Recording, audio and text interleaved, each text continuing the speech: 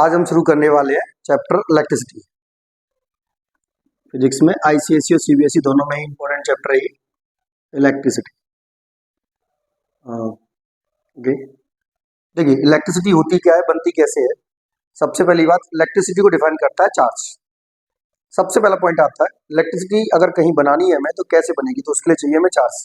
और चार्ज कैसे क्रिएट होता है, जब आपके पास, जैसे आपने बचपन में एक एक्सपेरिमेंट किया हुआ, एक पेपर रहता है, हम पेपर को क्या करते हैं, फाड़ देते हैं बीच में से। जब पेपर को फाड़ देते हैं तो फाड़ने के बाद क्या होता है, पहले वो न्यूट्रल में था, जैसे ही फाड़ दिया उसके पास कोई ना कोई चार्ज आ जाएगा। जब फाड़ दिया और आप अपने हेयर्स में कॉम को रब करते हैं, रब करने के बाद उस पर कोई चार्ज आ जाता है, क्योंकि जब भी हम किसी चीज़ को रब करते हैं किसी रेसी के साथ में, तो उसके ऊपर क्या हो जाता है, थोड़ा सा हीट डेवलप हो जाती है। तो इसका मतलब वहाँ से चार्ज कहीं ना कहीं बाहर निकल रहा है या फिर एब्जॉर्ब हो रहा है, लेकिन चार्ज क्रिएट वहाँ पर हुआ। अब जो पेपर हमने फाड़ा था और उसको जो स्केल हमने अपने लिए क्या किया था, रब किया था, जब आप उसके साथ अटैच करेंगे तो क्या हो जाएगा, वो पार्टिकल्स को जो पेपर के हैं उनको अपनी तरफ अट्रैक्ट कर लेगा। तो क्या है, उन दोनों के बीच में एक अट्रैक्शन फोर्स क्रिएट हुआ था। तो चार्ज की जो डेफिनेशन हमने बनाई बस वहीं से ऐसे ही बना दी। चार्ज रहता क्या है, वैसे चार्ज को रिप्रेजेंट किया जाता है क्यू से। अब जरूरी नहीं है कि चार्ज को क्यू से, कैपिटल क्यू से ही रिप्रेजेंट किया जाए, स्मॉल क्यू से भी रिप्रेजेंट कर सकते हैं चार्ज को। चार्ज रहता क्या है, it is a property of an object, it is a property of an object. देखो लिखने में काफी टाइम जाएगा, मैं आपको सुना देता हूँ। It is a property of an object by which we can attract or repel another object by a force of electrostatic force. यानी कि इलेक्ट्रोस्टैटिक फोर्स के थ्रू हम एक ऑब्जेक्ट को अट्रैक्ट कर रहे हैं या फिर रिपेल कर रहे हैं, उसको क्या बोल देते हैं, चार्ज का नाम दिया गया। ऑब्जेक्ट की वो प्रॉपर्टी जिसकी वजह से वो दूसरे ऑब्जेक्ट को अट्रैक्ट कर रहा है या फिर रिपेल कर रहा है। तो वो अट्रैक्ट और रिपेल तभी कर सकता है जब उसके ऊपर चार्ज होगा, नॉर्मली कहा जाए तो वो हो जाता है आपका क्या, चार्ज हो जाता है। अब देखिए चार्ज आपका दो टाइप्स का रहता है। चार्ज की अगर टाइप की बात की जाए तो चार्ज आपका दो टाइप का रहता है, एक होता है पॉजिटिव चार्ज और एक होता है आपके पास नेगेटिव चार्ज। मैं यहाँ पर क्लास 10th के बेसिक इलेक्ट्रिसिटी के बारे में बता रहा हूँ, जो कि बोर्ड के एग्जाम में वेरी इंपॉर्टेंट है। अब देखिए पॉजिटिव चार्ज और नेगेटिव चार्ज, दो टाइप का चार्ज रहता है। अब अगर चार्ज आपके पास दोनों पॉजिटिव पॉजिटिव है तो रिपल्शन हो जाएगा। अगर एक पॉजिटिव है और एक नेगेटिव है तो अट्रैक्शन हो जाएगा।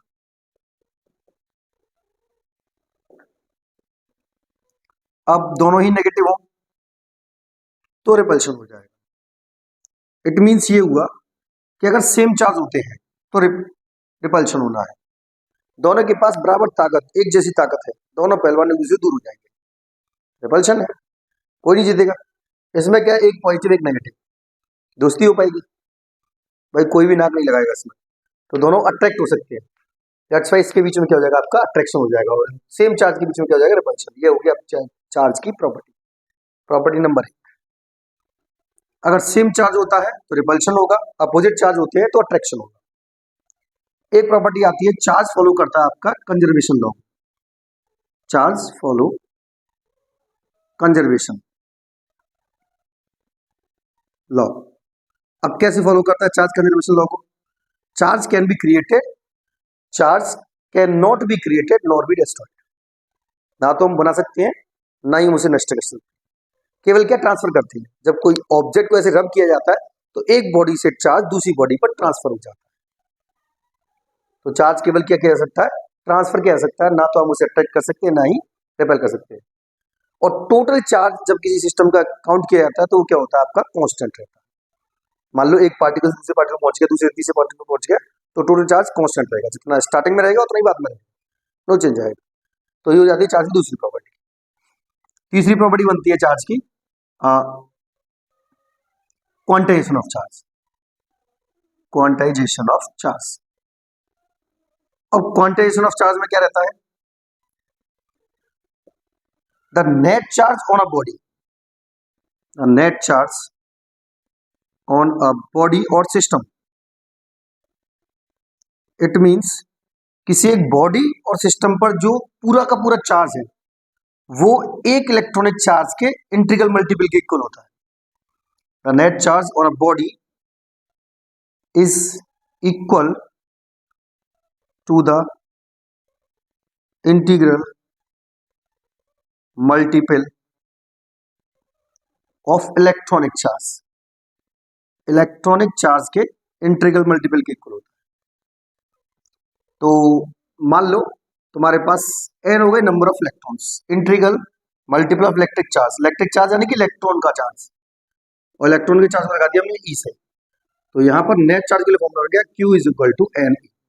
एन क्या हो गया? इंटीजर। और E इसका चार्ज होता है 1.6 इंटू 10 की पावर माइनस 19 कूलम। तो ये आपका फॉर्मूला सामने आ गया।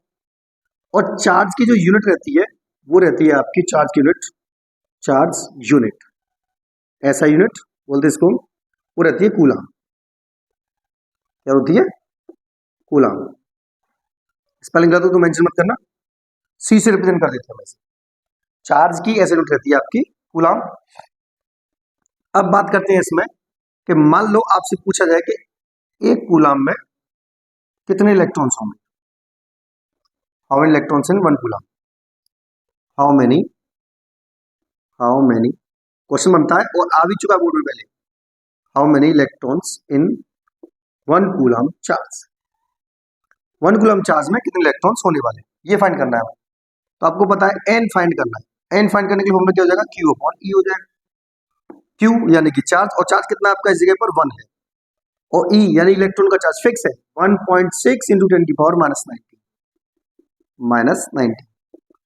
तो ये नंबर है तो इसकी कोई यूनिट नहीं बनेगी, इसको ऊपर लेके जाएंगे आप 10 की पावर 19 अपॉन 1.6।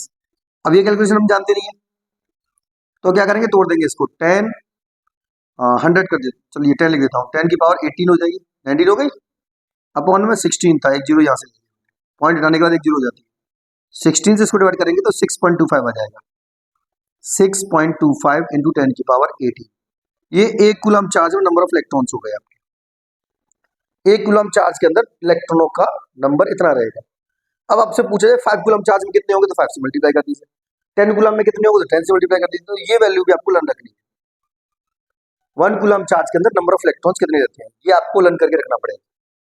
इसके बाद नया टॉपिक चलाते हैं हम आपके। अब हम इसमें पढ़ रहे हैं नेक्स्ट टॉपिक में इंसुलेटर क्या रहता है और कंडक्टर क्या रहता है। तो देखिए कंडक्टर रहेगा आपका वो सबस्टेंस जिसके अंदर से करंट इजीली फ्लो कर पाता है। The substance is in which a current can flow easily, simple definition. अब करंट फ्लो करने के लिए रेस्पॉन्सिबल कौन होता है, तो करंट फ्लो करने के लिए रेस्पॉन्सिबल होता है आपके पास free electrons. The presence of free electrons is a cause by which electric current can flow, यानी कि फ्री इलेक्ट्रॉन होने की वजह से एक कंडक्टर, एक सबस्टेंस ऐसा है जिसके पास फ्री इलेक्ट्रॉन्स रहते हैं, जिस वजह से करंट फ्लो कर पाता है। अगर फ्री इलेक्ट्रॉन्स ना हो तो करंट फ्लो नहीं करेगा। इलेक्ट्रॉन का फ्री होना नेसेसरी कंडीशन होती है इसके लिए। फ्री होने से मतलब होता है, वैसे तो इलेक्ट्रॉन ज्यादातर आपके पार्टिकल से न्यूक्लियस से बाइंडेड रहते हैं, लेकिन जो आउटर में सेल के इलेक्ट्रॉन होते हैं उनको हम इजीली थोड़ा सा फोर्स देते ही या थोड़ी सी एनर्जी पकड़ा देंगे तो वो मूव करना स्टार्ट कर देते हैं। और इलेक्ट्रॉन मूव करते हैं तो इलेक्ट्रिसिटी फॉर्म होती है।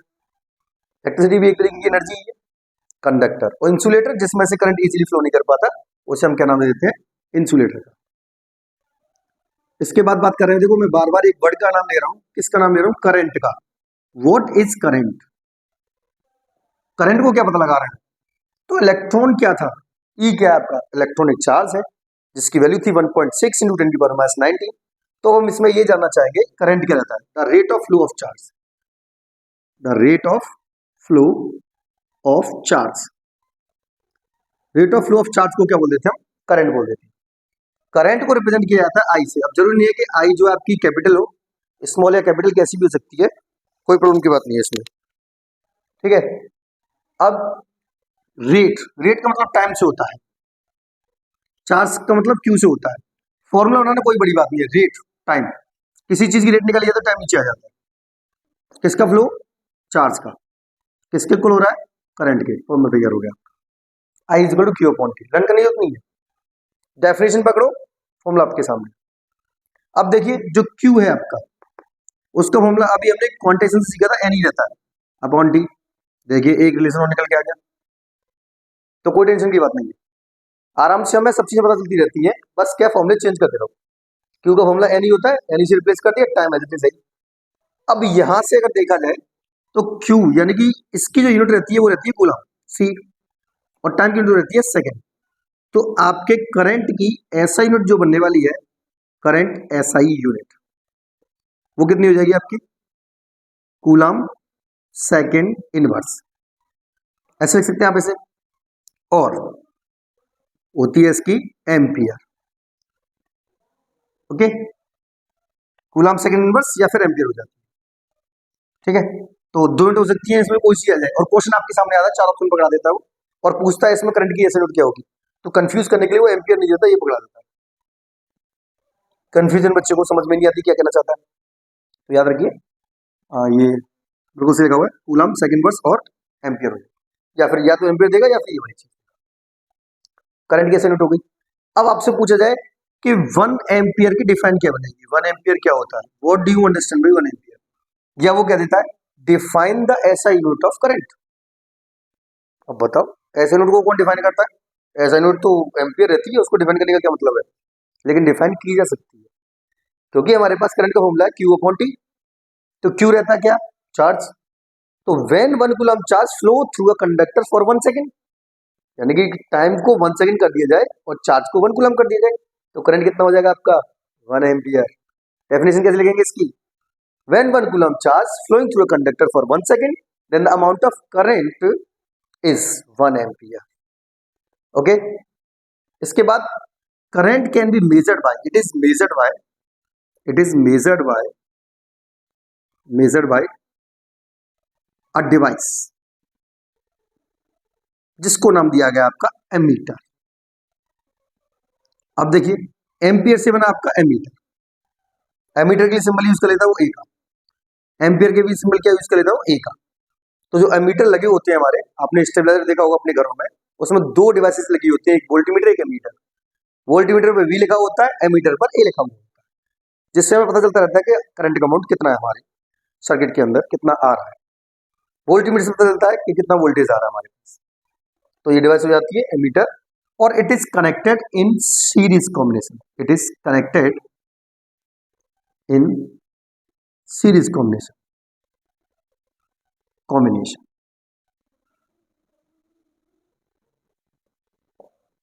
और बैटरी जहां लगी होती है जिसके जस्ट बाद लगा देते हैं, या फिर या तो लेफ्ट साइड लगा देते हैं या फिर राइट साइड लगा देते हैं, जिससे कि जो भी करंट बैटरी फ्लो कर रही है, जो करंट लास्ट में बैटरी तक आ रहा है, वो पूरा काउंट करके दे सके।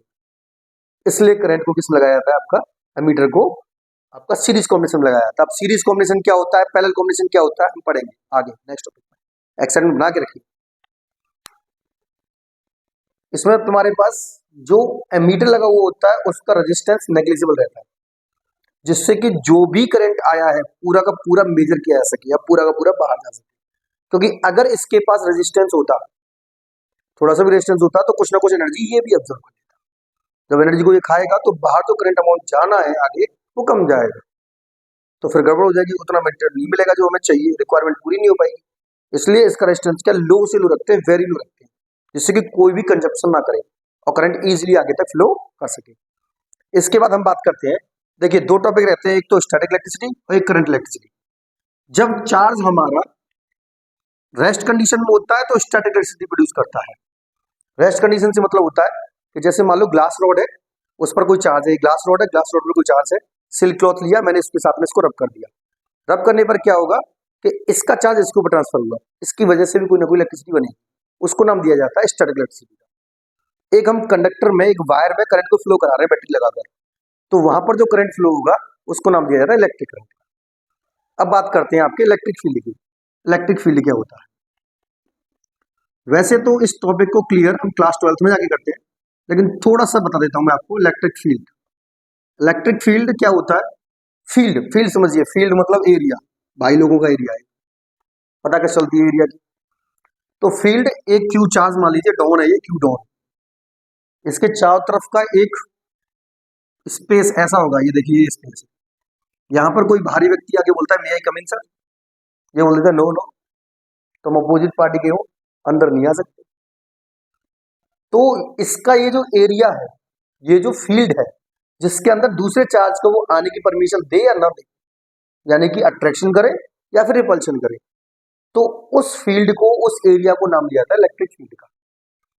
तो it is the space around a charge in which another charge experience force of attraction or repulsion, यानी कि जो दूसरा चार्ज है वो अट्रैक्शन फील करे या फिर रिपल्सन फील करे, तो उसको क्या नाम दिया जाता है, electric field of that charge, यानी कि इसका इलेक्ट्रिक फील्ड हो गया। इस समय हमने इसका इलेक्ट्रिक फील्ड क्या माना हुआ, जीरो माना। ये एक चार्ज का इलेक्ट्रिक फील्ड है। मान लो ये जो टेस्ट करने आया है उसको कीनोट से दिखा दिया, ये टेस्ट चार्ज हो गया आपका, और ये हो गया हमारे पास चार्ज, और ये इसका क्या है, इलेक्ट्रिक फील्ड, ये चेक करने आया इसके पास। डेफिनेशन याद रहेगी। अब उसके बाद इलेक्ट्रिक फील्ड लाइंस कैसी होती हैं, कहाँ चलती हैं, क्या रहता है, व्हाटएवर जो भी है, बहुत सारी चीजें हैं, वो आप क्लास 12 में जाके सीखेंगे। अभी हम यहाँ पर 10th क्लास का स्टडीज कर रहे हैं। उसके बाद इलेक्ट्रिक फील्ड के बाद आपके पास पॉइंट आता है, आगे हम पढ़ रहे हैं इसमें नया टॉपिक, इलेक्ट्रिक पोटेंशियल के बारे में। इलेक्ट्रिक पोटेंशियल, पोटेंशियल बचपन से सुना होगा, इस बच्चे के अंदर बहुत पोटेंशियल है, बहुत स्ट्रेंथ है, बहुत पावर है इसके अंदर, तो पता लगाना चाहते हैं इलेक्ट्रिक पोटेंशियल क्या होता है। अब क्या है कि तुम्हारे पास एक चार्ज है जिसका खुद का इलेक्ट्रिक फील्ड है, डॉन है भाई, अपना एरिया है इसका। एक टेस्ट चार्ज को हम क्या है, इनफाइनाइट यहाँ रखा हुआ है, देख लो इनफाइनाइट मेरा कितने पास है इसके। जनरली देखा जाए तो इनफाइनाइट हम पता नहीं लगा सकते, बट ऐसे ही मान लेते हैं भाई कि इनफाइनाइट से कोई इलेक्ट्रिक चार्ज को हम इसके फील्ड तक लेके आए, यहाँ से यहाँ तक लेके आए, तो यहाँ तक आने में कुछ ना कुछ वर्क डन तो होगा, वो से डब्ल्यू से दिखा दिया हमने। तो इनफाइनाइट से एक टेस्ट चार्ज को इसके फील्ड तक लाने में जो वर्क डन होगा वो बन जाएगा आपका इलेक्ट्रिक पोटेंशियल। पोटेंशियल स्ट्रेंथ ही तो है, वर्क डन ही तो है वो, तो बन जाएगा क्या, वो इलेक्ट्रिक पोटेंशियल। अब ये चीज ऐसे करके मैंने बाहर दिखा दिया, आपको वायर में नहीं दिखा सकता मैं उसे, इसलिए मैंने उसको ऐसे ओपनली करके दिखा दिया। पोटेंशियल हो जाता है तुम्हारे पास जब हम एक चार्ज को, एक इलेक्ट्रॉन को एक बार क्या करते हैं, फ्लो करा रहे हैं, तो उसमें कोई ना कोई क्या कर रहे हैं, वर्क डन कर रहे हैं, तो वो क्या बन गया, एक तरीके से पोटेंशियल। अब उसको करने के लिए हमें क्या, बैटरी चाहिए होती है। पोटेंशियल प्रोवाइड कौन कराता है, पोटेंशियल प्रोवाइड कराता है हमें बैटरी या फिर सेल, वही रेस्पॉन्सिबल होता है चार्ज के फ्लो करने के लिए। अगर पोटेंशियल ना हो तो चार्ज फ्लो नहीं कर सकता, चार्ज भले ही फ्री हो मूव करने के लिए, लेकिन जब तक उसमें बैटरी नहीं लगाई जाएगी, उसको एनर्जी नहीं दी जाएगी, तब तक चार्ज फ्लो नहीं कर सकता और करंट फ्लो नहीं होगा। ये भी बहुत इंपॉर्टेंट पॉइंट हुआ। डेफिनेशन पूछिए तो कैसे लिखेंगे आप इसकी, इलेक्ट्रिक पोटेंशियल क्या होता है, तो it is the work done to bring a unit positive charge, it is the work done to bring a unit positive charge from infinite to an electric field of another charge. Another charge के electric field तक लाने में जो work done रहेगा, that is called electric potential. It is the work done to bring a unit positive charge from infinite to an electric field of another charge, which is equal to electric potential. Okay, तो formula बन जाता है V is equal to W upon Q naught। अब क्या है कि charge हमारा यहाँ आ चुका A पॉइंट, अब इस Q naught को हमें A पॉइंट से कहाँ तक पहुंचाना, B पॉइंट तक पहुंचाना, यानी इलेक्ट्रिक फील्ड के अंदर ही हम A पॉइंट से B पॉइंट तक अगर किसी चार्ज को लेके जाते हैं तो उसे बोल देते हैं हम पोटेंशियल डिफरेंस। पोटेंशियल डिफरेंस, क्योंकि अगर यहां से कैलकुलेट किया जाए इनफाइनाइट से पहले वाले के लिए, यहां वर्क डन होगा तो डब्ल्यू ए लिख दिया, और यहां तक अगर कैलकुलेट किया है तो ये हो जाएगा डब्ल्यू बी, यानी कि इन दोनों का जो डिफरेंस बनेगा उसको बोल देते हैं पोटेंशियल, अपॉन में हो जाता है क्यू चार्ज, इसको लिख देते हैं शॉर्ट में delta W A upon Q not. ये फॉर्मूला बन जाता है आपका पोटेंशियल डिफरेंस का। पोटेंशियल डिफरेंस को डिनोट भी V से करते हैं, और इसकी जो ऐसा यूनिट बनती है पोटेंशियल डिफरेंस की, एक्चुअली में आपसे पोटेंशियल वर्क हम लोग मानते हैं, पोटेंशियल डिफरेंस मानते हैं ज्यादातर एग्जाम में, और आपका जो इसके ऐसे यूनिट बनने वाली है वो हो जाती है आपकी वोल्ट। अगर इससे देखें तो वर्क डन की होती है जूल, चार्ज की होती है कूलम, तो इसकी हो जाती है जूल पर कूलम। और पोटेंशियल डिफरेंस को जो मेजर करता है उस डिवाइस का नाम है आपका वोल्ट मीटर। आपसे पूछा जाए what is voltmeter, it is a device to measure the electric potential between the terminals of a battery. Battery के टर्मिनल्स के बीच में या फिर कहीं भी रेजिस्टेंस के बीच में जो डिवाइस है हमारी वोल्ट मीटर, वो मेजर करती है इलेक्ट्रिक पोटेंशियल डिफरेंस को। अब बात करते हैं कनेक्टेड होती है पैरेलल कॉम्बिनेशन, और इसका रेजिस्टेंस बहुत हाई रहता है। रेजिस्टेंस हाई होने की वजह से जो भी करंट इसके पास से पास होता है वो सबको रोकने की पूरी कोशिश करता है, तभी मेजर कर पाता है एक्चुअली में कि कितना पोटेंशियल डिफरेंस है इसका हमारे पास। अब आपसे पूछा जाए कि 1 वोल्ट की डेफिनेशन क्या बनने वाली है, सर हमें ये बताएं 1 वोल्ट को कहेंगे क्या, तो आपके पास फॉर्मूला है ये रहा। तो इसका मतलब क्या हुआ, 1 वोल्ट की डेफिनेशन के लिए क्या लिखेंगे, जब कोई एक चार्ज 1 जूल वर्क डन करता है, 1 यूनिट पॉजिटिव चार्ज, इसका मतलब हो जाएगा 1 coulomb charge, 1 joule work done करे तो वहां पर जो पोटेंशियल डिफरेंस बनेगा वो कितना हो जाएगा आपको 1 volt. When 1 coulomb charge doing 1 joule work done then it form 1 volt electric potential difference. ठीक है, इसके बाद हम पढ़ते हैं नेक्स्ट टॉपिक। अब देखिए इसी टॉपिक में एक न्यूमेरिकल लिखा है मैंने, calculate potential difference two terminals of a battery, यानी कि 2 टर्मिनल्स ऑफ बैटरी के बीच में पोटेंशियल डिफरेंस कितना लगने वाला है ये जानना चाहते हैं। वर्क डन हो गया आपके पास 6 जूल का और ट्रांसफर हुआ आपका 20 कूलम चार्ज। तो देखिए V इक्वल टू मैंने अभी बताया आपके पास W अपॉन Q रहता है। W आपके पास कितना है 600 जूल है और Q कितना है 20, आपने डिवाइड कर दिया तो ये आपके पास 30 वोल्ट। Next question number 2। अब हम इसमें निकालना चाहते हैं कितना वर्क डन होगा एक 5 कूलम चार्ज को आपका 200 वोल्ट से 250 वोल्ट के बीच में रन कराने में, मूव कराने में। तो कोई प्रॉब्लम नहीं है। देखिए आपके पास W इक्वल टू हो जाएगा VQ। अब VQ में भी क्या रहेगा तुम्हारे पास, V चेंज हो रहा है तो इसको हम डेल्टा भी लिख देते हैं। ठीक है, ये हो जाएगी तुम्हारे पास V2 minus V1 into Q। अब V2 कितना आपके पास 250 है, माइनस V1 कितना आपके पास, V1 है आपके पास 200 और चार्ज कितना आपके पास 5 कूलम। ये हो जाएगा 50 इंटू 5 विच मीन्स 250 जूल। ठीक है, इसके बाद हम अगला टॉपिक जो है वो नेक्स्ट वीडियो में पढ़ेंगे। और इससे पहले मैंने रिफ्लेक्शन पार्ट 2 में डिस्क्रिप्शन में PYQ क्वेश्चंस विद सॉल्यूशन एक PDF लगा के रखी हुई है, आप वहां से डाउनलोड कर सकते हैं। और जैसे ही ये चैप्टर पूरा हो जाएगा इसके भी वेरी इंपॉर्टेंट CBSE के PYQ क्वेश्चंस की एक शीट फिर से मैं लगाऊंगा उसमें PDF में, वहां से डाउनलोड करिए, क्वेश्चंस करते रहिए, पढ़ते रहिए। Best of luck.